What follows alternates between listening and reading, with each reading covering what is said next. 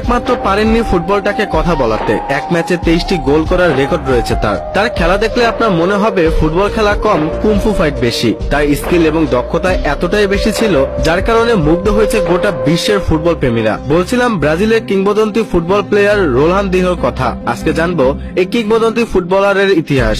Ronaldinho নামটি শোনেননি এমন ফুটবল প্রেমী খুঁজে পাওয়া দুষ্কর। সর্বকালের সেরা ড্রিবলার, অন্যতম সেরা এই ফুটবলার তার ক্যারিয়ারে প্রায় সবকিছুই জিতেছেন, কিন্তু জিততে পারতেন আরো অনেক কিছু। হতে পারতেন ইতিহাসের সেরাদের সেরা।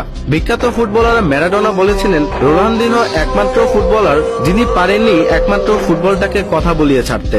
এছাড়া সবকিছুই করেই দেখেছেন তিনি। সর্বদা হাস্যোজ্জ্বল মানুষটি নিজের খারাপ অভ্যাসের কারণে অল্প সময়ই হারিয়ে গিয়েছেন লাইমলাইট থেকে। সর্বশেষ 2020 সালে যেতে হয়েছে প্যারাগুয়েন জেলেও। আজ বলছি রোনালদিনহো গাউচেকে নিয়ে।